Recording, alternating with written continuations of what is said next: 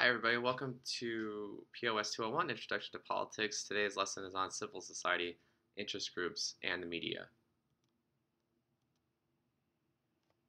When we talk about civil society, what we're talking about are the individuals who organize outside of the state. This might be religious groups, this might be political interest groups, such as the Tea Party. We might be talking about community groups also as well, such as the Parent-Teacher Association. It is essentially the way that citizens organize outside of the influence of the government.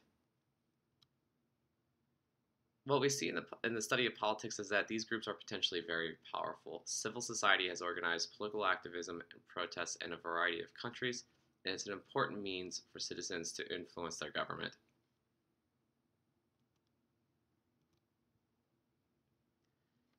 If we take the example of communist Eastern Europe prior to the end of the Cold War, we saw that many political parties had been outlawed. Community and religious groups gave citizens the ability to organize outside of the state, and it played an important role in allowing individuals to protest against communist rule. As a result of that, after the 1990s, scholars started to look to see if civil society can help develop democratization in other types of authoritarian countries. It's seen as a way to help produce democratic accountability, and so a lot of money, a lot of aid was given to non-governmental organizations, or what we would describe as NGOs. The idea was that we can prompt resistance against authoritarian regimes at the grassroots level. Ordinary citizens can rise up and overthrow oppressive governments.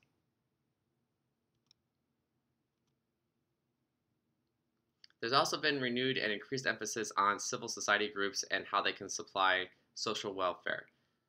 One advantage of this is it eases the pressure off of states to do it so they can reduce taxes. They don't have to tax their citizenry as heavily in order to fund social welfare programs. And certainly religious institutions already have a long history of charitable work. At the same time, there have been a variety of problems with civil society and faith in civil society to prompt overthrows of authoritarian governments and in the strength of civil society as well. For one thing, civil society groups in the developing world became too dependent on foreign sources of support. As we saw in the 1990s, we had lots of aid being given to all kinds of civic associations and civic groups. And what happens is that they lose the ability to function independently when they begin to depend too heavily on money coming from the developed world. What we also saw, particularly in authoritarian regimes, was that after the fall of the Soviet Union, after the fall of the communist Eastern Bloc in Eastern Europe, what we saw was that authoritarian regimes became alerted to civil society's potential to organize dissent. And so we've seen authoritarian regimes intentionally disrupt foreign flows of money to civil society organizations. And we've also seen authoritarian regimes organize their own puppet civil society organizations, their own organizations that are favorable to the authoritarian state, that are designed essentially to channel dissent and allow the state to control how citizens think. We also see a lot of contradictions and misunderstandings in the concept of civil society.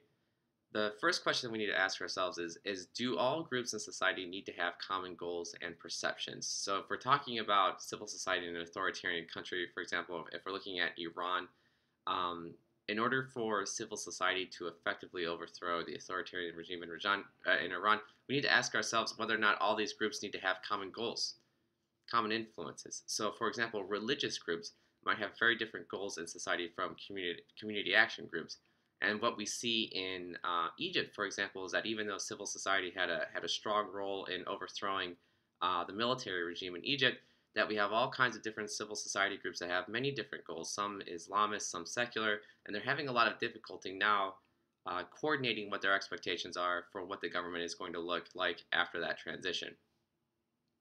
The other thing we need to ask ourselves is, in order to think of civil society as performing a positive role in democratization, we need to ask whether or not all groups in civil society need to have altruistic goals in order to be considered even a part of civil society. And here, a good example would be if we looked at the Ku Klux Klan in the United States, would we really consider that to be part of civil society? Because they express an ideology that most individuals would consider to be one of hate. And so, is the Ku Klux Klan really part of civil society? And there really are no easy answers to these types of questions. Another important question is what is the dividing line between the state and civil society? Civil society is generally thought of citizens organizing outside of the influence of the state, outside of the influence of the government. The emergence of civil society we see is much easier if the state guarantees individual rights and liberties. So, to some extent, civil society, the emergence of civil society, the productive functioning of civil society is dependent to some degree on what the state is doing.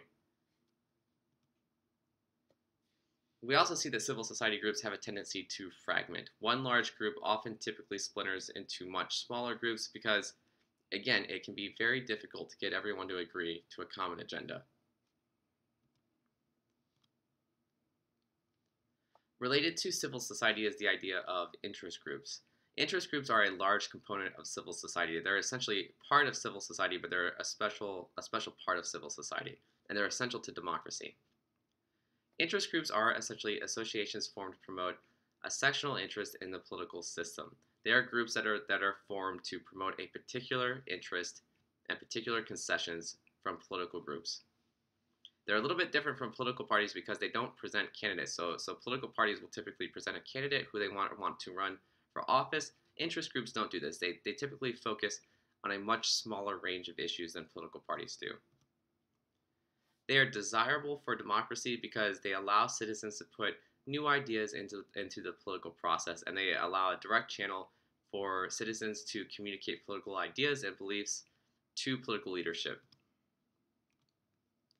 On the other hand, they're undesirable in democracies because some interests become privileged at the expense of others, and minority interests often have overly influential power in politics. So again, the Tea Party might be a good example. It's a very powerful interest group within the Republican Party, and one might suggest that because it's so powerful, it is moving that party farther to the right than a lot of Americans are necessarily comfortable with.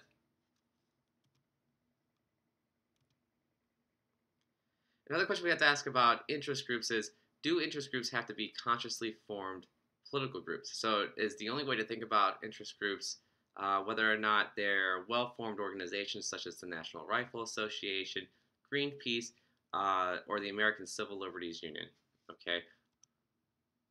Or can they include things like corporations and social classes?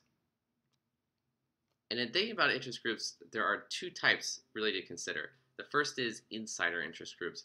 Insider interest groups try to influence the government directly through lobbying, while outsider interest groups try to influence public opinion through the media and through campaigns.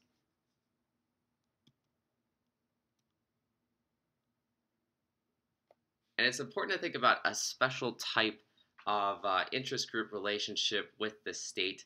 In the United States, we live in what we would describe as a pluralist system where we have lots of different interest groups that lobby the government directly for different types of concessions. Some countries don't necessarily work quite this way. Some governments in some countries typically are more inclined to pay attention to powerful interest groups. And sometimes states, sometimes governments actually set up formal institutional structures to consult with key interest groups in society. And often the most common examples of this is that the state will see in some countries, this is particularly common in places in Europe and in Latin America, that the state will form direct relationships with business and labor, okay? And they're given official government consultation through bodies that allow direct representation from those groups to the government. So we have two different types of corporatist relationships. One is called societal corporatism.